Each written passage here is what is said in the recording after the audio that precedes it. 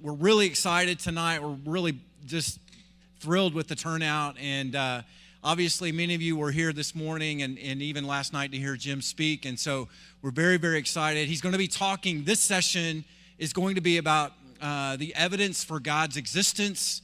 And we're going to just turn it over to Jim in just a minute. But I'd like for us, if we could, just pause and just say a prayer and ask for God's blessing on this time together. So would you just take a minute and just bow your heads and your hearts as we pray. Lord God, it's a great joy to come together in this place to worship you.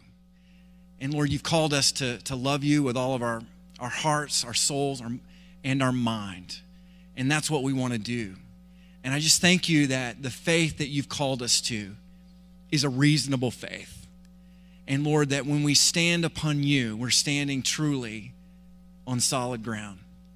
So God, I just pray that you would just give Jim the strength and the mental and spiritual energy to do this. Just speak through him.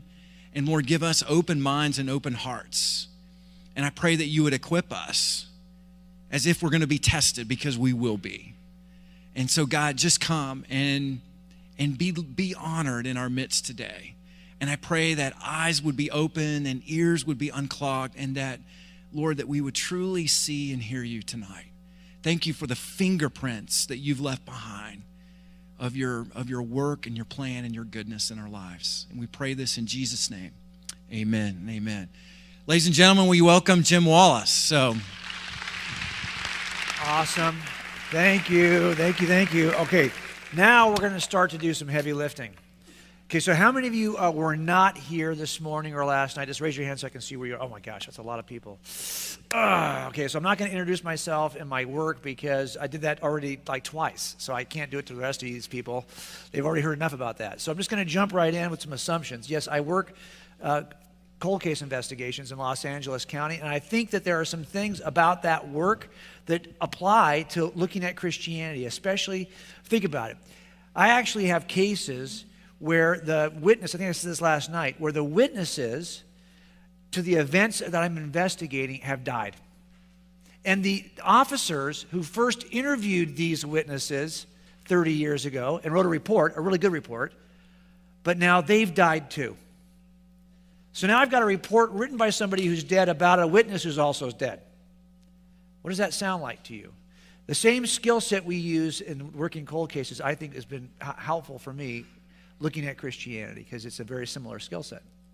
But before we get to Christianity, we have to kind of travel through some of the things that are necessary in order for Christianity to be true. If there's no objective truth, then there's no objective truth about God. So we looked at truth first. If there's no God, then there's no reason to study Christianity, because there's no God behind Christianity. So right now we're going to talk about God's existence. And we're going to do it in a way that I hope will be helpful, but I think the case for God's existence is really robust. I'll just be honest with you. And I can't go through all of it with you tonight, but I can go through one piece of it with you. And that's what we're going to do first, okay? Now, let me just introduce you to somebody. I'm not going to go through all my personal slides and all my pictures and all that stuff again with you, but I will show you a picture of somebody I think is pretty cool, and that is Elizabeth Devine. Do you know who that is?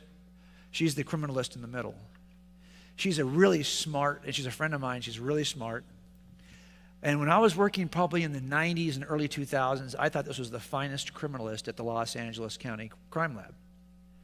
A very important crime lab regionally for us. Does a lot of cases, and Elizabeth is really smart. And Liz is the kind of person who became a friend, so I called her one time working a 1972 murder of a 10-year-old. And I had DNA. And I simply wanted Elizabeth to do me a favor and get it out of the frozen place it was, and to submit it into CODIS, which is the sexual predator database in California. So I called her one day to say, hey, would you do me a favor? Because, if you don't have somebody in custody, trust me, they don't give priority to these cases. No one's going to look at your evidence unless you got somebody. I didn't have anybody in custody. I'm trying to figure out who it is. So please take it out and work this for me. I figured as a friend she would do it. So I called her. I said, Liz, can you do me a favor and submit this for me tomorrow? Well, I'd like to, but I'm not going to be here tomorrow. I said, well, it's a 35-year-old case. So I can wait a couple days. How about do it on Monday? It was a Friday. She said, well, I'm not going to be here ever again after tomorrow. I said, what? She said, yeah, I got a job offer, an opportunity. I really need to take it. I said, okay. This is many years ago. I said, well, what's the offer? She says, well, there's a new TV show and they need a consultant. I said, well, what's the TV show? She says, it's a new show called CSI. I said, well, what are they going to pay you for this? I mean, I know you're going to have to burn a bridge at the crime lab in order to take this little position. And she told me what they're going to pay her, and it was like 2 years' salary, basically. And I said, are you crazy? You would leave the job and the security you have and the benefits you have and she's got 2 kids. I said, you're nuts. For 2 years, they're going to tax most of that from you to begin with. She saw it, though, as an opportunity. And I said, no, I'm pretty conservative about it. I said, no, I would never do this. Liz, I'm telling you, my advice to you is don't do it. Too late. I've already made the offer. I mean, they already know I'm leaving. I've already burnt the bridge. Okay. Well, Liz was pretty smart, actually. And she's really talented. And she's a good writer. If you look on the IMDb, the movie database, you'll see that Liz Devine has written a bunch of episodes of CSI. And she's written a bunch of episodes of other crime shows. She's very well known now. As a matter of fact, when they started CSI Miami, she became the executive producer. I looked at that contract, and it was a lot more than, it was scary more. So when I saw that she had become the executive producer of CSI Miami, I texted her and I said, so Liz, do you remember the conversation I had with you like 5 years ago about this? And she texted back, yeah, I'm in the market right now laughing at you. And I thought, I'm not an adventuresome person. I mean, I'm a very slow, kind of methodical, careful personality. I just never could see myself doing this. But after I saw her do it, I thought, hey, I got an opportunity here. So I sent her an idea for a show. This is my idea right here, CSI Torrance. I thought that would be a good show. I look good in that show, don't I? I think I look pretty good in that show. She wrote back and said, no, that isn't going to. I said, well, I got other ideas. Can you at least get me on the, on the cold case team? Put me in there. I can see myself on that team. And she said, that's funny. I said, I have some movie ideas. I thought this would be good. She said, no, I'll tell you what, now that I've seen your ideas, she sent me back this opportunity. Okay, so what we're going to do right now is we're going to look at, I'm going to try to show you everything that's in my big mega mind about death scene investigations. I actually think that death scene investigations can teach you a way to look at the universe that might help you know if God's real or not. So we're going to do what I call Death Scene Investigation 101. I'm just going to teach you the skills that we use in any death scene to determine whether it's a crime. And then a skill set that I think we can actually apply to God's existence in the universe. So we got to start, though, by looking at a homicide scene, which is kind of gruesome. Are you ready for a gruesome homicide scene? Isn't that why you came? Really? Let's take a look.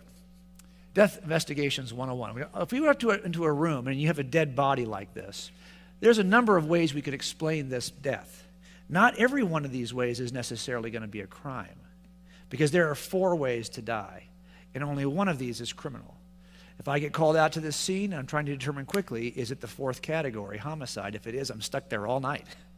So I'd like to find out it's one of the first 3 categories so I can go home. The first 3 ways to die are different, and they're not criminal. So here, so far, what I have is I have a guy who's dead, laying face down in the room. The only evidence I have is this guy. So that's the evidence in the room. Now, given this evidence in the room, there are only a few explanatory possibilities for this evidence. If you know my work, you already know where I'm headed with this. But if you don't know it, you can play the game with me. Do you know the 4 ways that people die? 4 different ways. They are homicides. What else? Natural death. What else? Suicide. One more. Accidental. So these are the 4 ways to die. So we could play a little game in this homicide scene or this death scene by listing the 2 E lists. The first list will be all the evidence in the scene. That's the first E list. The second E list will be all the explanatory possibilities of how we might explain this evidence. This is what we do in every scene we work. So the first time we're going to look, okay, the evidence in the scene right now is we have a dead guy laying face down, and here are the explanatory possibilities: natural, accidental, suicide, and a homicide. So the question really becomes, which of these best explains these? Can I eliminate any of these right now? For example, I walk in the room, I see this guy laying face down, he's dead. Can I eliminate any of these 4 explanatory possibilities? Well, what if he accidentally took too many pills he shouldn't have taken? Accidentally overdosed. He'd look like that. Natural. Could have had a heart attack. He'd look like that. Suicide. He could have intentionally taken those pills. He'd look like that. See the problem? Given what I have in the room right now, I can't even cross off. I don't know what this is yet.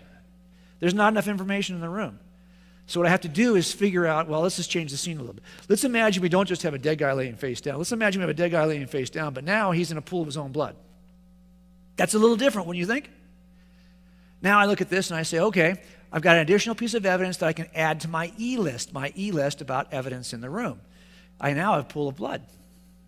Given this new piece of evidence, does it change? Can I cross off anything on my explanatory possibilities? Can I cross off anything? I can cross off a natural. What if he had a brain aneurysm, falls down, bleeds out through his nose? That sounds pretty gross, huh? Which is why you came, because you wanted to be grossed out by the homicide detective. So don't complain. No, but if that was the case, the pool of blood would be centered around his head. This pool of blood is centered around his center torso. What? And I asked this question in Iowa one time to a class full of 8th graders. I learned my lesson. Never do this. Never ask 8th graders, hey, what part of your body around center torso could you naturally bleed out of? That 8th grade girl raised her hand. And what do you think she offered? That's right. That's what she offered. It wasn't her belly button. I wish it had been the belly button. I'd have been happy with that. But here, it's not center head, it's center torso. I think just given what we have here, now remember, when you're doing these kinds of investigations, you're separating what's possible from what's reasonable. And there's a difference. We'll talk about it later on tonight. Here, it's still possible this is a natural, but I think it's less reasonable. And we can actually cross this out, because I cannot imagine a place, if you're bleeding from your center torso, I roll you over, there's going to be some kind of an opening there shouldn't be in your center torso. And you might say that's an accidental, but is that a natural? No. So I think we can rule out the natural. Let's go back though and add and change the scenario slightly. What if I have a dead guy laying face down in a pool of his own blood, but now I see there's a gunshot wound and a gun laying at his side, and the gunshot wound is an exit wound. So it apparently went on the front side. And I've got a gun in the room. Now I can add 2 additional pieces of evidence to my E-list. So here's my E-list of evidence in the room, and I'm going to add a bullet hole and a gun. Now, okay, can I cross off anything now? Well, what if he was cleaning his gun and he accidentally shot himself in the stomach?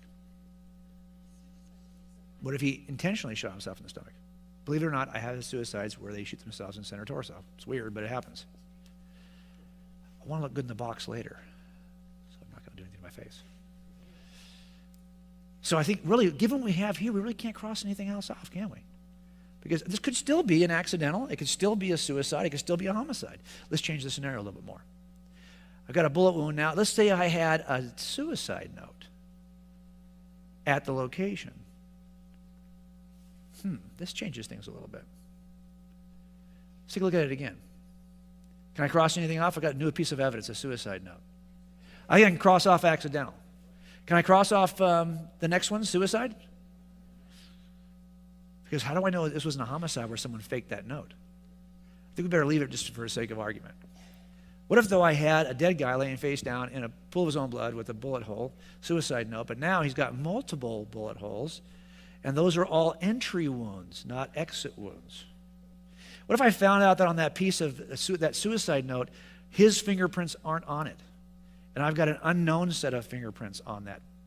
That would change things. And what if that gun was not registered to him, and I've got bloody footprints, and you can tell this is a California crime because the guy has no shoes on?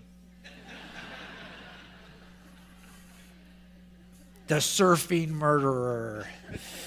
So given this set of evidences I have in the room, things have changed a little bit. Would you agree? So now I add these to my E-list. Let's go ahead and do that right now. And now I think it gets to be a little easier to cross off the last one. And now I'm stuck with a crime I have to work, a homicide. So you can see here, I want to just take this now and show you what we really did here in a microcosm. We did a little game, whether you realized that we were doing it or not, of inside the room and outside the room. And anytime we ever work a case like this, we're doing this game where we're asking ourselves, can I explain all the evidence from inside the room? Or do I have to go outside the room to explain some of this evidence? Because it turns out, if I can explain all the evidence from inside the room, it's one of the first 3, accidental, natural, suicide. But if I have to go outside the room for a piece of explanation for any of these evidences, now I've got to consider a homicide. So we're playing this game of inside-outside. So here, for example, if I could have looked at this room and I could account for the note, if that had his fingerprints on it, that's his handwriting, that's his suicide note, that happens to be his gun registered to him, and there's only one round that's been expended, well, now I've got most of this. I can explain all that evidence from inside the room. And if that's the case, we know what kind of a crime this is. It's no crime. It's one of these three. It's only when things changed and we realized we cannot explain it from inside the room because we had somebody else's fingerprints on that note, and then he didn't have his prints on it at all. And because we had a gun, maybe it wasn't even his gun, it's not registered to him, it's somebody else's gun. And in addition to that, we had multiple casings used. It's hard to shoot yourself repeatedly. You might get a couple of these out, but come on. At some point, that's not a suicide. So this is what we're saying, multiple wounds. And then footprints that led outside the room. See, here was the problem with this. Once we got a set of evidences we could not explain from inside the room, now everything changes. So sometimes when we go to a death scene investigation, we're doing this thing called abductive reasoning, which is to making the two E lists, evidences in the room, explanations, comparing the two. That's called abductive reasoning. And we're playing the inside-outside game. This is how we determine whether this is a crime scene or not. Make sense so far? Now, how does this help us? Well, the thing about this indicates to us we have something we need to work. And this is something that's now a completely different scene. It's no longer a natural death. Or this is now, we know we're looking for something. We're looking for what? We're looking for an intruder. And intruders change the entire game. That's the difference in these kinds of cases. It turns out that intruders turn death scenes into crime scenes. And intruders ought to change the way we work this. Because we ought to have a sense, you might be curious about why somebody would kill themselves or how they might die naturally. But that's just curiosity. Intruders change your sense of curiosity into a sense of urgency. Because now we have a short period of time in which to catch the bad guy. You can talk all day long about, how someone committed suicide. There's no urgency in that. But once you know you've got an intruder, now we have to move on. We have to be urgent about how we work. Because the clock is ticking. So this is how we work these kinds of crime scenes. Now, I only bring this to your attention because I think we can work the universe the same way. So let's take the scene and change it slightly. Instead of a dead guy in this room, let's put this and let's imagine the entire universe, and let's play a little game of inside-outside. Because I think we can actually use this same approach to determine whether or not naturalism can explain everything we see in the universe. So what we're going to do, what I've tried to do, is look at 8 pieces of evidence in the room of the universe and ask the simple question: can I account for these 8 pieces of evidence by staying in the room? If I can't account for these 8 pieces of evidence by staying in the room, I know I've got a problem. I've got an intruder. So the 8 pieces of evidence I'm going to look at, but not with you tonight, when I'm looking at one tonight, are, number one, we're in a universe that has a beginning. We're also in a universe that appears to be fine-tuned. And even the most stringent atheists who are cosmologists will agree that at least there's the appearance of fine-tuning. Fine. The appearance of fine-tuning. Also, we have to explain the origin of life in this universe and the appearance of design and biological structures, in addition to consciousness, free agency, objective transcendent moral truths, and finally, the kind of persistent presence of evil and injustice. These are things that I see in the room.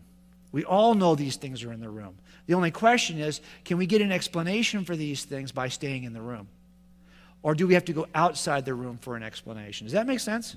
It's a simple approach we're going to take. We're going to play a game tonight of inside, outside to see. Because in the end, if we can explain these from inside, then naturalism works. And there is no God. There's no need for a God, because I can explain everything I see in the universe without any extranatural, supernatural influence at all. If, on the other hand, I can't explain these 8 things from inside the room, then I've got to at least look outside the room for an explanation. And what would that thing be that could cause all of this? That's the approach I took when I first looked at theism as a worldview. That's what I'm going to take with you tonight. That's what we're going to do. Only we're not going to do all 8 of these because it'd be impossible to do all 8 of these. And I've written a book. I'm just right in the middle of finishing. Again, what are we looking for? We're looking for an intruder. And so I've tried to kind of illustrate this in a book I just finished writing, which is being edited right now. It's out August 1st, called God's Crime Scene. And we're going to look at these 8 pieces of evidence in this book. But tonight, we're just going to do 1. Okay, let's go back to for a second to where we started with this poor dead guy. Well, by the way, it's my son. I photographed him before he went in the academy. I tell him I use him all over the country, although he dies in different ways. Tonight, you're going to see him die by stab wound. It's pretty cool. So it depends how I feel about killing him, really. It depends on each day. I said, don't make me mad, because tomorrow you could be decapitated. I don't know. I'm not sure what I'm going to do with you. Don't make me mad. Okay, so we did the same thing here. We used abductive reasoning. We said, okay, I have these pieces of evidence in the room. I have these possible explanations. Go with me a step. If we looked at the universe, we could do something very, very similar. We could list all the evidences we see in the universe. I gave them to you already. Here they are. And given this set of evidences in the universe, there's only 2 possible explanations. One, I can explain everything by staying inside the room, using just natural processes, which means all of this stuff is just a consequence of space, time, matter, and the laws that govern those things, physics, chemistry. Or I have to go to a second option, which is that I have to go outside the natural universe in order to explain these things. That's what we're doing tonight. Okay. Hope I haven't beat that to death, but I want to make that clear so we can be on the same page. So what we're going to do just for this first talk is just talk about this one. Biological organisms that display attributes of design. And by the way, even if you're a Richard Dawkins or somebody who's a really committed atheist, these folks will admit that these things seem to display attributes of design. The appearance of design is really kind of unremarkable. It's not as though anybody denies this. They would say that, but that doesn't mean there's actually a designer. They would find a way to explain the appearance of design away without the designer. But I want to ask you tonight if that's reasonable, and I'm going to give you an example, because I don't think it is reasonable. And we're going to start by just looking at the last case we did on Dateline. So I've got a video queued up, which they've got sound for, so get ready, here it comes. I just want to show you the last, this was aired in October. And this is a case from 1979, in which a woman was killed with a garrote. Do you know what a garrote is? It's a ligature with 2 handles, wire in between, wrap it around your head, and pull it. That's how she was killed. And so it became a very interesting case because it deals specifically with the issue of design, because we're using a designed weapon in order to execute the crime. I'll show you more in a minute, but I want to introduce you by way of the teaser they did on Dateline. Here it is.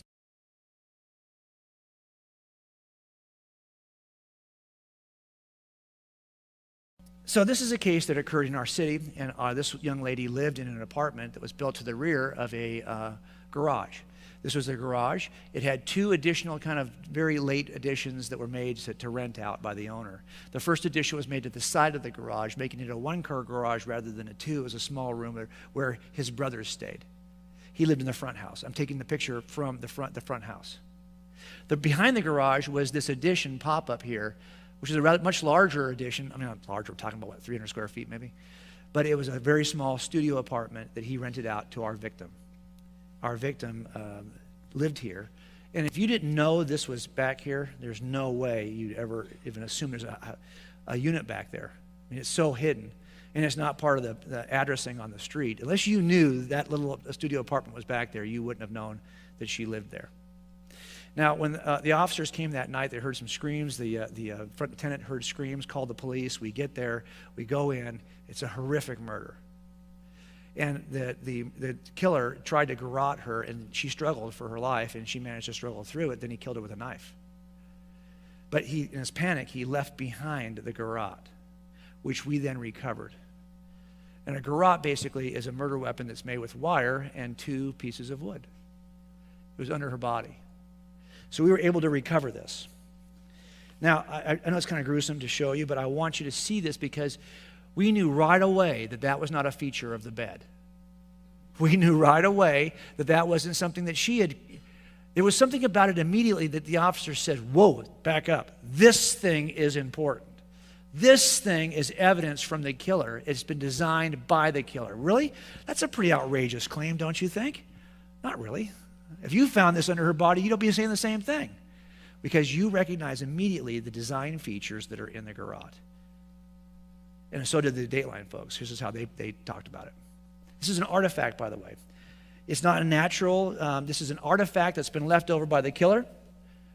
And artifacts, or designed weapons, another way of saying it, artifacts and designed weapons require artisans and designers to build them. So when we saw this, we knew right away there was a designer who had crafted it. Make sense? Here's what they said in Dateline.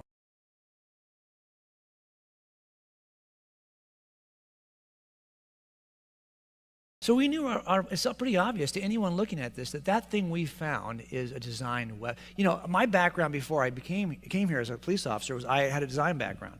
And most of my early work was in the field of design. This is unfortunately how I looked in those days. Back in the 80s when you were wearing, actually that's a red and white checkered balloon pants, parachute pants. Gotta love those. Black, little red leather tie. But I worked in architecture for years, and before I was an architect, I did a lot of design work that was not really related to architecture. And so you get a sense that if you were to discover these things on your desk, you would say, well, those have been designed by a designer. Because you just know by looking at them that these are the things that were from some of my early work. This is designer work, right? I mean, you would never suggest that this just somehow was accidental. Someone spilled a bottle of ink on these papers. These were clearly design objects. Well, what is it about the garrote that tells us immediately that it's been designed? See, I think that the features that we see in the garrote, and we intuitively recognize them as design features, will help us to decide if the stuff we see in biology is also design.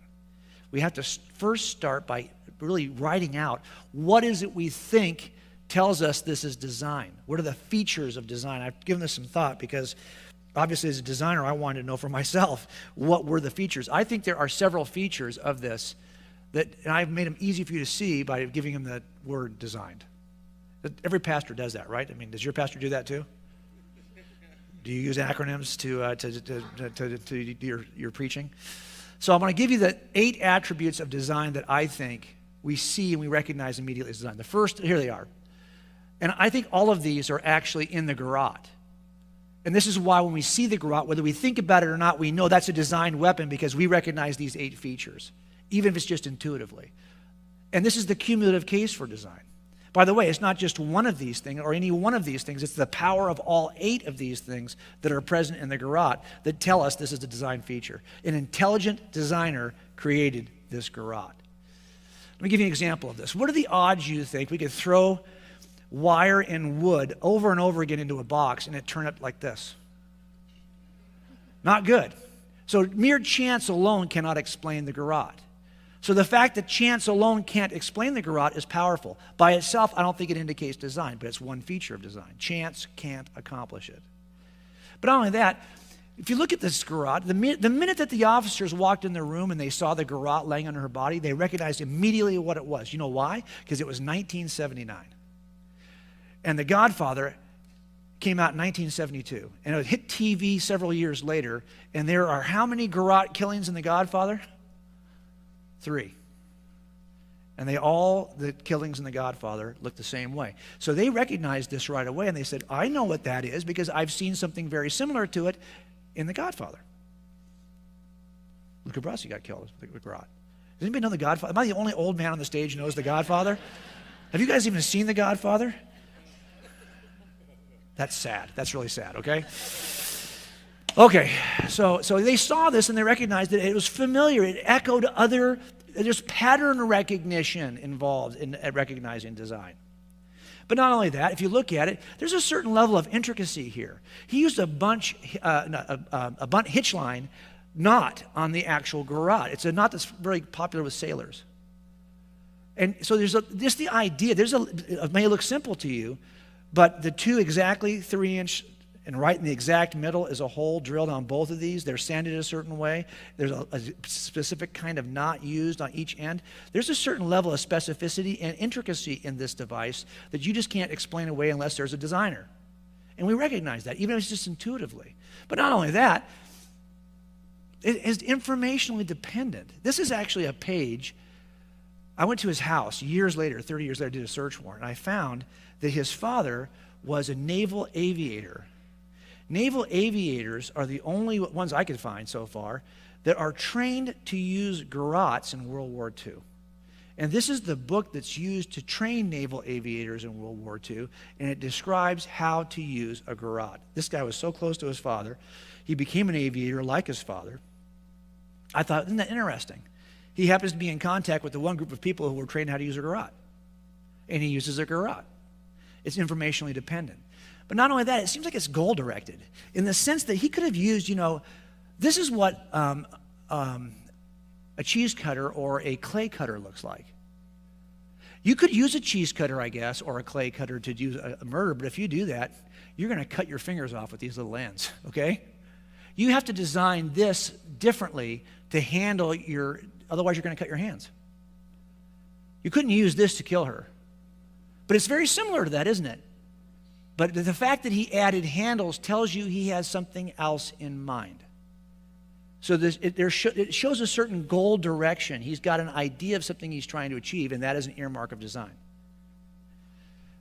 Also, could you explain this through some natural process of physics? Maybe chance won't get it, but maybe there's some physical attraction of physics that would put the wire and the wood together this way. No, there isn't. So if chance won't get it done, and natural laws won't get it done, and it possesses these other characteristics, I think we're onto something here. But this is a concept that's a little bit harder. I want you to grasp it. I use this mousetrap as an illustration for it. But there's a level of irreducible complexity to the garrote. Here's what I mean. In order for the garrote to work in this murder, you have to have no less than the three pieces you see in the garrote. 2 handles, center drilled, the wire going between. Nothing less than that will work. It's irreducibly complex to 3 parts. And anytime you see that something is irreducibly complex, what are the odds of these 3 parts coming together through some natural circumstance? 1 might, 2, I don't know, 3, no. It's too irreducibly complex. Make sense? And that's what we have here. It's irreducibly complex to 3 pieces. This is from the search warrant we did. It turns out that his mom, well, I'll show you that later. It's very interesting what happened at the house. And the final thing is, it seems that he made some choices because he had other choices. When I did the search warrant at his house, I discovered that he still had a file from 1980, a year after the murder, in which he's keeping articles about how to beat a polygraph and the plans for a homemade crossbow, the other silent killer. Because he knew he couldn't use other devices. He didn't want to use a knife. He knew he'd have to kill her just across the hall, across the one thin wall from 2 people living in the next room. However he did this, he had to do it quietly. And so he knew he had to use a device that he could kill her with quietly. And the problem is there's only 2 devices possible to do this. The garrote is one. The crossbow is the other. He decided to use the garrote. He had other choices, but he chose this. Okay, so my point is, why do I bring all that up? Because when you see this kind of cumulative case, you know you have a design feature. Now, I did this with something really obvious, because I think most of us would say, well, yeah, no kidding, Jim, duh. I get it, a garrote's a designed object. I mean, I'm not stupid. But we're going to turn a corner now and look at something in biology, and I want you to tell me, do you see the same features that I see? And I want to introduce you to the work of Michael Behe, who's become a friend. As a matter of fact, I had him work with me on the chapter I wrote in the next book. He's kind of one of the smartest guys in the room, basically. He's a biochemist. He works at Lehigh University.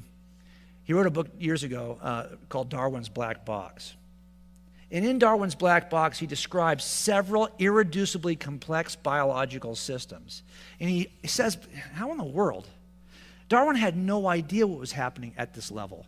For him, that was a black box filled with nothing. He didn't know what was in the cell. But once you know what's in the black box, how in the world could Darwinism ever explain it? That's basically his book. And what he did was he introduced one icon of intelligent design that I think has stood the test of time. Everyone who attacks it, who tries to explain it from a naturalistic perspective, fails to do so. And I want to introduce you to that tonight. I'm going to use video from 3 sources, only one of which is Christian. The first source is Illustra Media. That's a Christian group. But the Protonic Nanomachine Project and the PBS Nova special are both from an atheistic perspective. They're all looking at the same machinery at a cellular level and trying to explain it by staying inside the room of naturalism. And what they're trying to explain is the motor that drives bacteria. Here's a kind of this tail, this little whipping tail behind the bacteria is amazing when it's enlarged and you see what's actually happening there. It turns out that the bacterial flagellum, the flagellum is the motor that's driving the bacteria, is still an icon of intelligent design. Let me show you why. If you get in close and see what's actually happening at the molecular level, you won't believe what you see. It turns out that in the wall of the bacteria, there is a machine built from proteins, 40 proteins that come together and build this machine with a tail, and that tail extends all the way out, and the machine is able to turn the tail in any direction it wants, stop on a dime, turn back the other way, bend the tail, and this is what drives the bacteria. That motor is called a bacterial flagellum. But that motor is made of 40 proteins in a very specific way that actually propel the bacteria. Here's a close-up of it. It is driven by an electrical charge, which turns the rotor, and the rotor then turns the tail. And there are 40 specially shaped proteins that come together to make that little machine. So the question is, can that machine be accounted for with naturalism? Can evolution get us there? Or does that display all the attributes of design? I think in the end, all the attributes of design we saw in the garrote are actually in that little flagellum. Everything we saw, we have a question, only two answers possible to this. Either we get here naturally by staying inside the room, or we have to go outside the room for an answer. Which is more reasonable given what we're seeing? That's the question I have for all of us tonight. I think this alone is a very powerful piece of evidence. And by the way, he describes, 11 of these, I think, in his book. And there's been dozens more described. Everything is really irreducibly complex in design at the cellular level. It's really hard to avoid the conclusion of design. So let's just take a quick look and say, I think these attributes are still here. First of all, can we get this thing through some set of chance? I mean, if you just look at the mechanism itself, can you think we can explain that just by chance? Could this have come together by chance? The complexity of these 40 pieces charged in this way to rotate this rotor and the state, it's crazy. I don't think anyone, and I think even the naturalist is going to say, well, that's just, it happened by chance. It happened to come together accidentally. No one's saying that. But beyond that, do you recognize what I recognize? We discovered this bacterial flagellum in 1978. For 30 years prior to that, we were building rotary motors that looked just like it before we ever knew what was there. When you see something that echoes, and you know this is designed, so it looks like something else that's designed. That's a fair way to assess design. It's not all the story, but it's an important part of the story.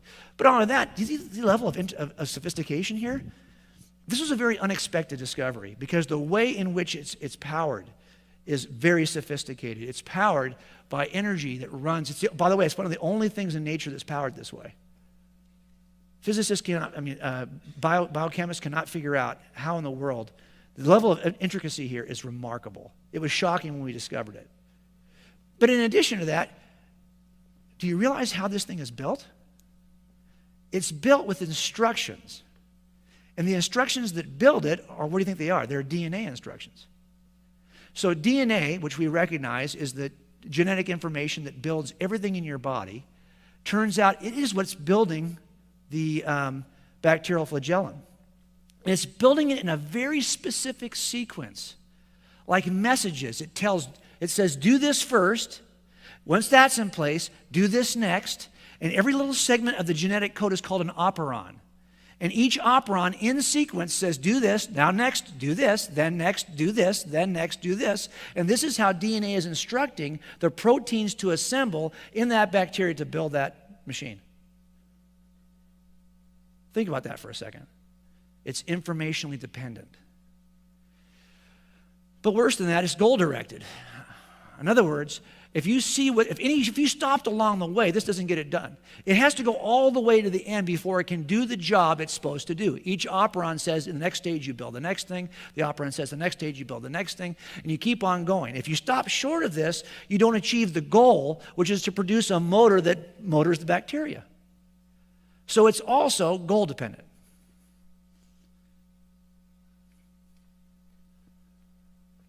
But in addition to that, all the other features we talk about, Do you think you can get this through some law of physics? Do physics or chemistry or anything bring these pieces together and form this motor? No. They have tried, they've looked at every possibility on this. This is not the claim of naturalists. They don't think that physics brought this together or any chemical relationships brought this together. It came together some other way by DNA informationally, which is very different. Then how about this? Irreducible complexity. You realize that if I take one piece out of the 40 pieces, this little tail will just sit there. This is not only irreducibly complex, it's irreducibly complex to 40 pieces.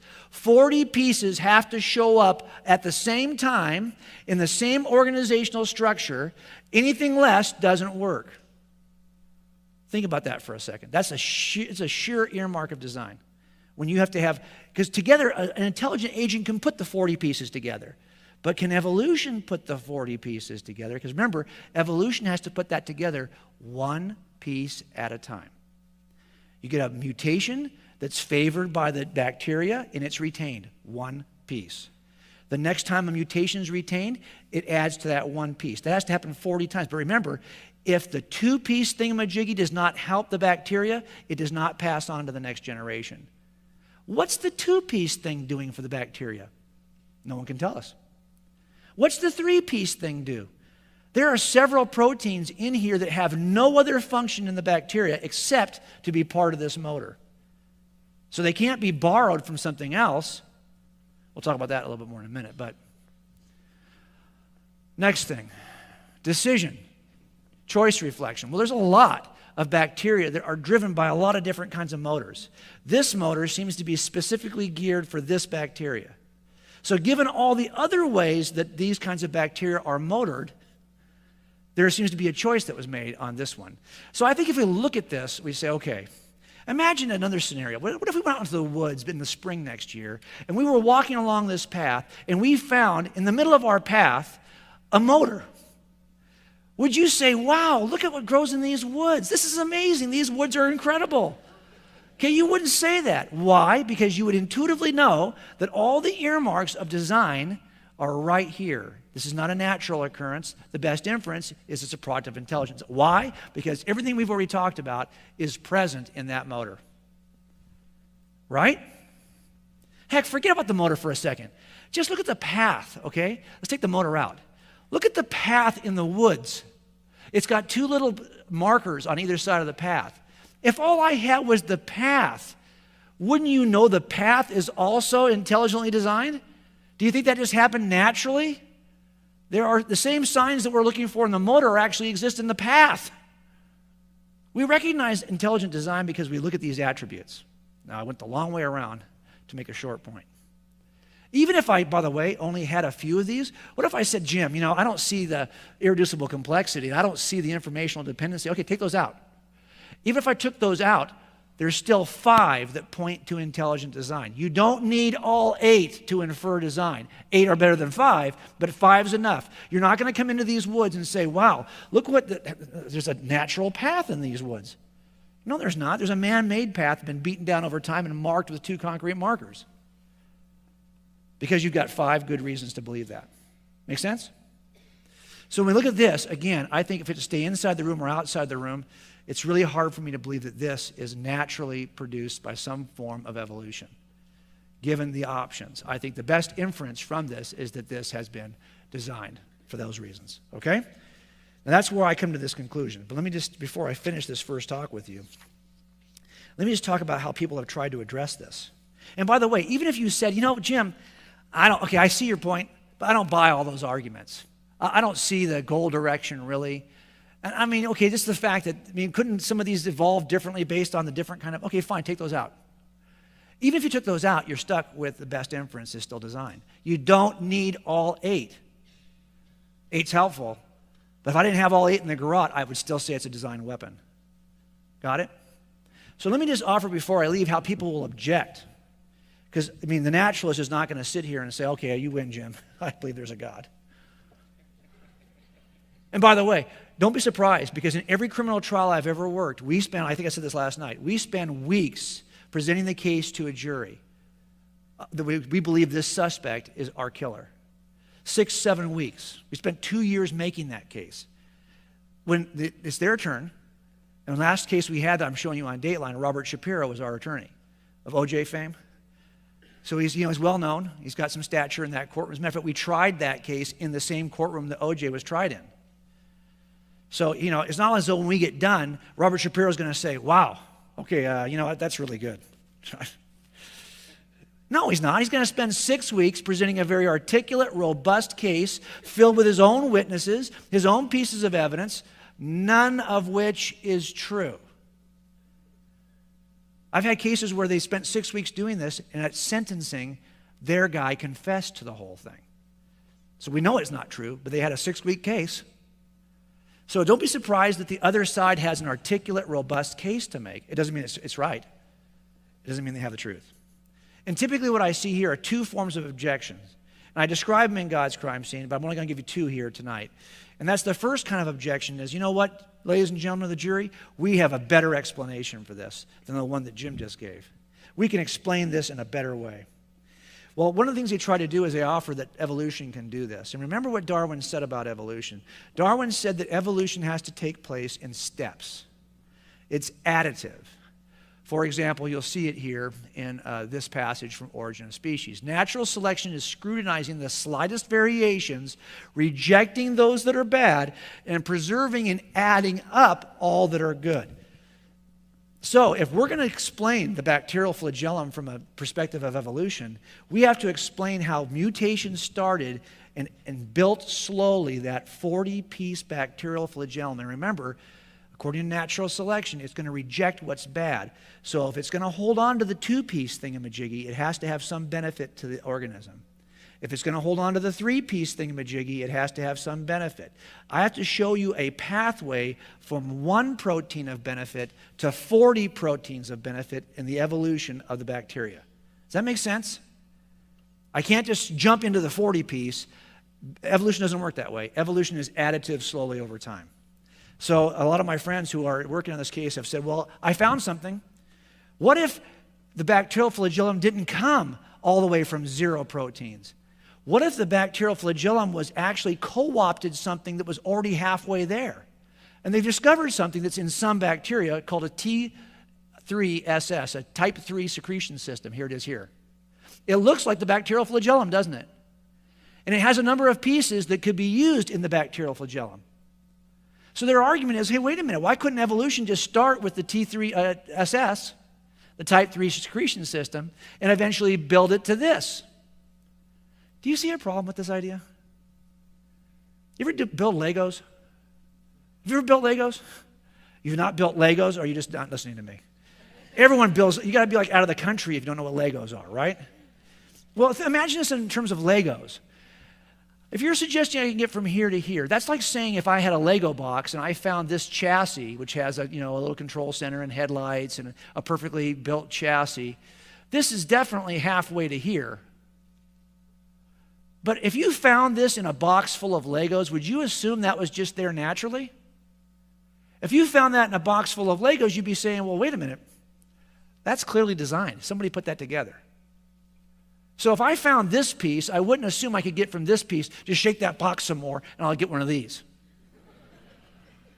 I wouldn't assume I could start with just bricks and shake the box and even get this. The problem with this, of course, is that this first thing shows attributes of design. That's the problem with the T3SS.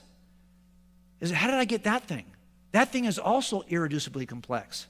And I can't figure out a pathway that gets you to... Am I making any sense by saying all this? Let me give it to you an illustration in police work, okay? In police work, we take these tests to get hired by the police department, these board tests, and you can study for them. And one of the questions they ask when you apply for the police department, they give you a scenario. They'll say, hey, you turn the page on your examination, there's this big map, and you go, oh my gosh, what's this about? And the map says, okay, officer, prospective officer, your patrol car is here, and you've got a call over here of a robbery, a bank robbery. How, patrol officer, are you going to drive your car to get from where you're at being dispatched to get to this location? Well, that doesn't seem all that hard. I can find a couple of paths here right now, couldn't I? There you go. There's one right there. Oh, no, it's not that easy. Because some of these streets are just, a little bit more difficult than you might think. Some are one-way streets. Some are, like, blocked. You can't use those streets. Other streets have got some road construction going on. Some streets you can only, for pedestrian traffic. Some streets you can make no right turn. Some streets no left turn. Some streets are yield. Oh my gosh, really? Now it's a lot harder. Now I got to use my head to figure out how am I going to get from here to here given all these problems in the way. I need a pathway. That's what they're testing. Make sense? So what you could say to yourself is, well, gosh, if I had some way to get there, what if I had a GPS? They really want directions. How do I get from here to there? Well, something very similar is happening when you're looking at the T3SS and looking at, forget about this. Let's say, for example, we're looking at the single protein we start with and the 40 protein flagella. How do I get from here to here? I need directions. But the directions I need are not like the directions, in a map. They're directions that are genetic directions. I need to figure, how do I get from here to here? Genetic directions. Okay. Well, the naturalist says, okay, I'll explain this. Now, let me go back to my analogy for a second of a Lego. The naturalist says, I got an explanation for how this get to here over here. Here's the explanation. There it is. Really? That's your explanation? I still got a problem with this. The problem I have is, how do I get to that? How in the world does evolution get me that thing? And then how do I get from that thing to this thing? Remember, it's additive.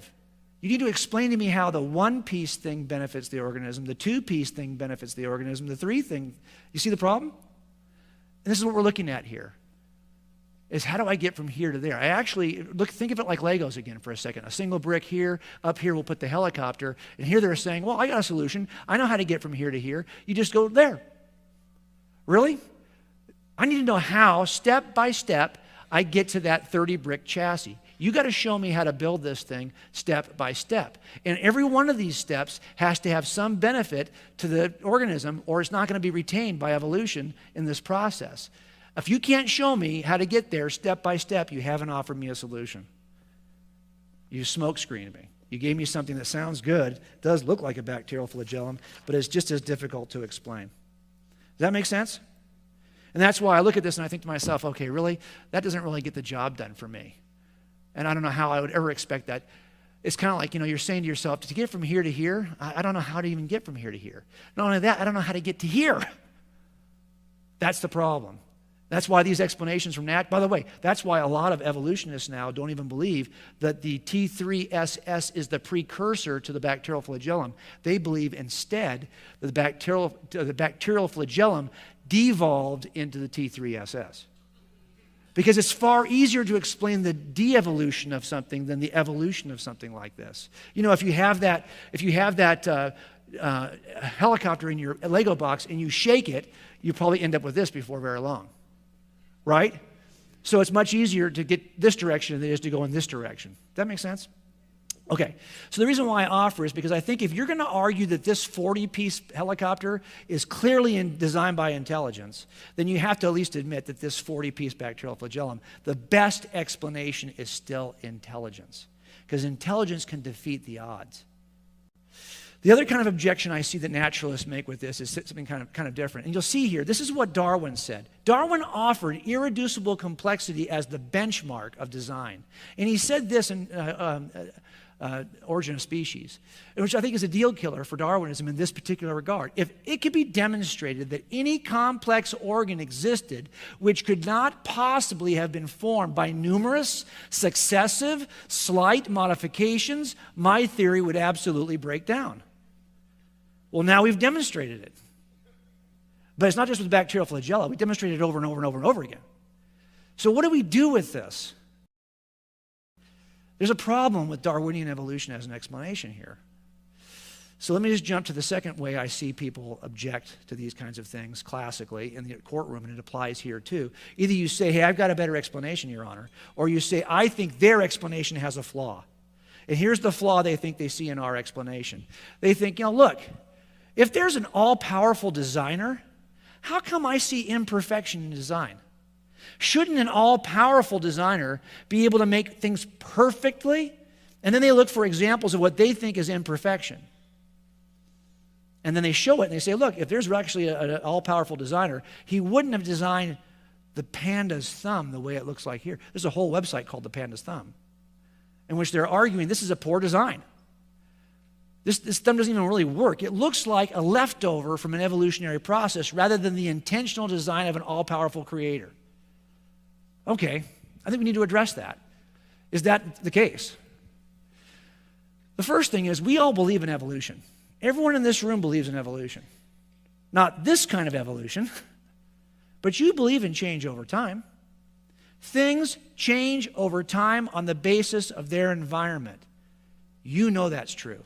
That's a biblical concept. Why is that a biblical concept? Because we believe there are two original humans, Adam and Eve. And from those original pair, we now have everyone sitting in this room. And guess what? We look a lot different from each other. We don't look anything like each other. Why are we so different? Because we have been designed in advance with a certain leeway to adapt to our environments for survival purposes.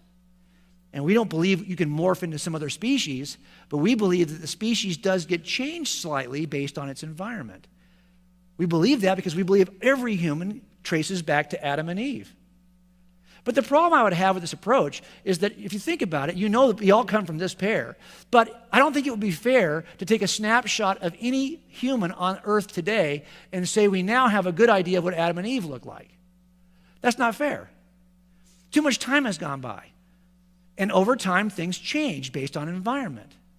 So any snapshot you see today of anything in creation, it's not fair to look at what you see today and then assume because of what you have now, that must be what the original looked like.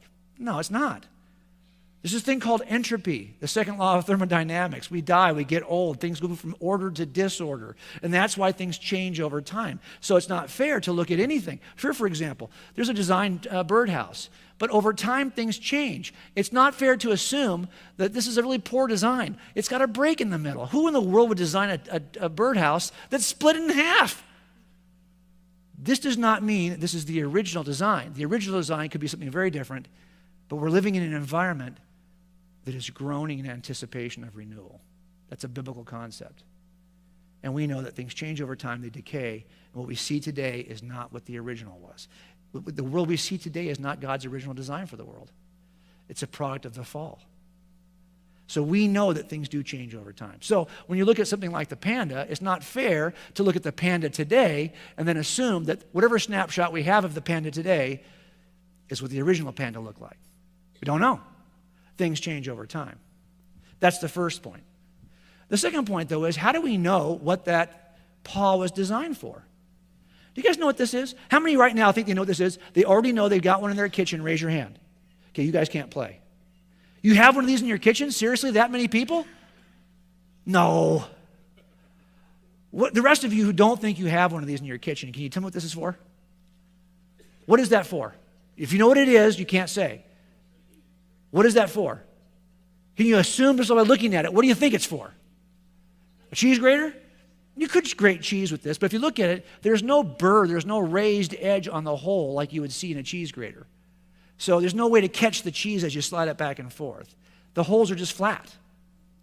So what else could it be? So people sometimes say, oh, it's a strainer. Yeah, you could pour some noodles in the top here, but the sliding part of it seems like it kind of gives it away. So it turns out you could use this device to grate cheese, it wouldn't be perfect. You could use this device to strain water, it wouldn't be perfect. But if you guys know what this is a German spatula maker. It makes German noodles. You put this over a pot of boiling water. You put the dough on the top. As it drips into the boiling water, it makes pasta noodles. They're great, by the way. My wife makes these all the time. That's why I happen to know what this is. But if you don't know in advance what it's for, you can make a lot of bad assumptions about its design. You could say, what a crummy cheese grater. I've been trying to grate cheese with this. What kind of a designer would make a cheese grater like this? What a crummy designer he is. Because you don't know what it's for. So be very careful that you think you know what you see in nature, you know what it's for. Make sense? You know, if that panda's paw, we look at it and we go, it's imperfect. I mean, think about it. It's not even an opposing thumb. He can't even grab it to hold anything. You would think he would at least be drinking panda soda. Right? What a crummy design. No, it turns out that's not what it's designed for. If it's designed for this, you're right. It's a crummy design. If, on the other hand, it's designed to strip the food that the panda eats most often, which is bamboo shoots, it's a great design. So you have to understand what the design is before you make an assumption about poor design. That makes sense? So I would not jump to what I think is a design flaw as an argument against a creator God. All right, so here we go. We started off with this box, inside, outside was our rule, but now we put the bacterial flagellum in it. Now we got to ask ourselves a question. If we stay inside the room, we got to really assume only one good offer has been made for explaining this from inside the room by naturalists, and that is the type 3 secretion system. They got to get us to an evolutionary process from here to here. I just don't think it works. The other thing they try to do by staying inside is to criticize the efforts that we might make to go outside the room by saying they're poor design. And I don't think that works. On the other hand, we do happen to see several attributes of design that we know are applicable to other designs. And of that, of course, we have to go outside the room to get. Because what would be the transcendent designer who could design such a feature in biology? What in the world would that be? I don't want to leave you into the next session before I tell you what happened in our case. So I'll play for you a little bit more of that Dateline episode. Ready?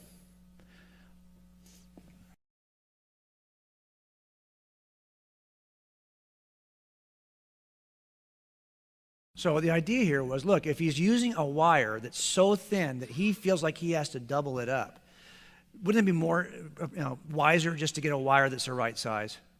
Yes, but see, he wasn't buying wire. He was using what was available to him. That told me right away he's using what's available to him. So I thought, well, gosh, my license plate is still hanging in the garage of my mother-in-law from 1979. It's still in her garage. Most of my stuff from the 1970s and 80s is still in her garage. She just never, she's not going to clean that stuff out. Well, his mom happens to live in the same house he was living in when he killed her. Not her mom, but he killed her at night. So I thought, let's go back and do a search warrant and see if by some chance we can explain why. Here's my whole thing. That wire he used on the garrote is so thin, it only is 4 to 6% of the wire that's ever been sold in the United States. Every kind of picture hanging wire is bigger. It's picture hanging wire. It's braided picture hanging wire. And every kind of picture hanging wire is bigger than the kind he used. Only 4 to 6% of this size wire is ever purchased in the United States. Almost everyone purchased bigger wire. If I asked you to go home tonight, everyone in this room, and build a garrote from only the materials that are available to you, and you can't destroy anything new to do it, you could not build this garrote because you don't have the materials in your house that you're willing to destroy to do it. But this guy did, because when we did the search warrant, we saw that his mom actually had a hobby. She was a painter. This is one of her rooms. And on the back of these paintings, I discovered, number 1, 8-strand picture hanging wire. The kind of picture hanging wire that was on the garrote. She also had in her sliding glass door broom handles that she had cut to hold the sliding glass door down. So we were able to figure, okay, he's got both these materials available to him. You guys couldn't build that garrote, but he could, because his environment is so different. And again, you could say, well, gosh, it's not a perfect design. Really? It was perfect for him. That's all he had available to him. So it's important for us to consider those things. So what happens is we basically do the search warrant, we collect these materials, eventually we go to trial, and Robert Shapiro ends up being his attorney.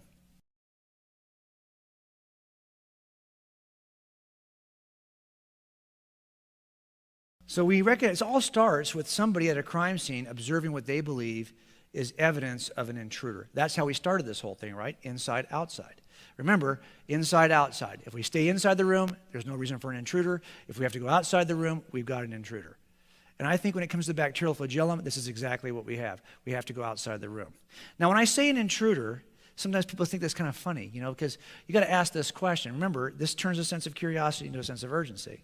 And I want to encourage you, as you talk to your friends about this, as you even think about yourself, to adopt that same sense of urgency. Now, when I talk about intruders, people sometimes get weird about that. The book is called God's Crime Scene. Well, really, is God guilty of a crime here? No. And is God really an intruder in this universe? No.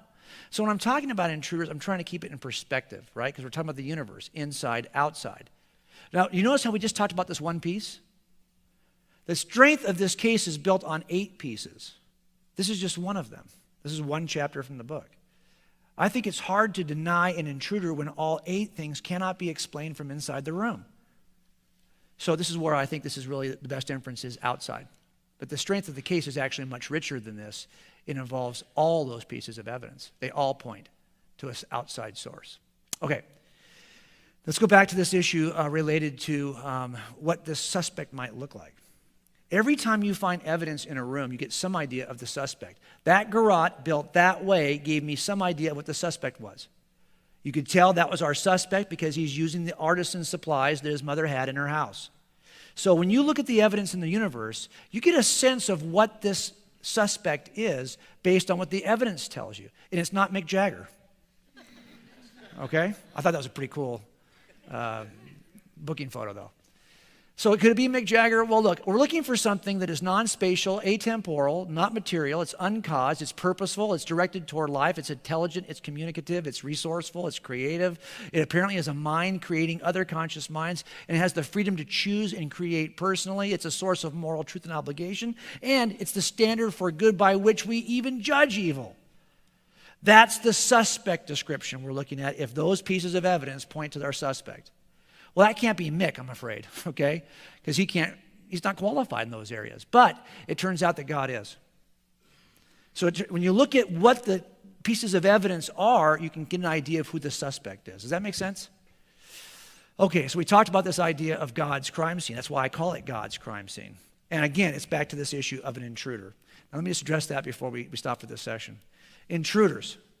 I'm not saying God's an intruder. But God really is an intruder in this sense, in the crime scene sense. But that's not what, let me give you an analogy. I had a case one time where a lady is looking over her fence in her backyard because she hears a noise in her neighbor's house behind her. So she looks over the fence and she sees a guy is kicking in the door on her neighbor's house.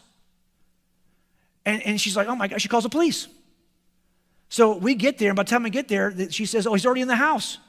So we called on the phone to the house. We got a landline. We know what the name is. We figured out on the cross directory what the number was. We called the house. No one answers the phone. So now we got a guy who's in the house who won't answer the phone, who kicked in the back door. So what do you think we did? We put our SWAT team together real quick. They happened to be training that day. So they came over from their training day, and they surrounded the house to get ready to make an entry. And they basically get ready to make this entry. And what do they discover? Who comes to the door right before they kick it? The owner. Because she didn't know who the owner was. She didn't recognize the person kicking in the door was actually the owner who had locked himself out. So now we're trying to arrest or to see that we think we have a burglar. We think we have an intruder. But we don't have an intruder. We don't have a burglar. We have the inhabitant, okay, who happens to be the owner. You can't be an intruder if you're the owner. It's your house. And that's what we're saying here. It turns out that God's not the intruder in this universe. He's the owner of the universe. He's the inhabitant of the universe, and we are his guests. That's the difference here. So that's where I want to be clear. And if that's the case, we ought to think seriously about this and have a sense of urgency about how we think about it. Remember, we talked about this before, that crime scenes turn a sense of curiosity into a sense of urgency. Now, this is how we did it. Same system we use when we work any crime scene. And this is exactly what I think this conclusion is not reasonable. Given all of this, and today all we talked about was one piece, right? Where is it? There. No. There. 4. Okay. This is how I want you to encourage your friends who look at this. Because I think one of the things people will say is, well, wait a minute. Isn't it just a matter of not having enough science to explain this yet? I mean, shouldn't we wait until science can explain this? Really? We should wait till science can explain this? Every jury we ever put together, we ask them to decide on the facts you have right now. You cannot ask yourself, well, maybe 5 years from now some new fact will emerge. No. Make a decision now based on the facts we've already shown you. That's what we ask jurors to do for cases of life and death. This is about your spiritual life or death.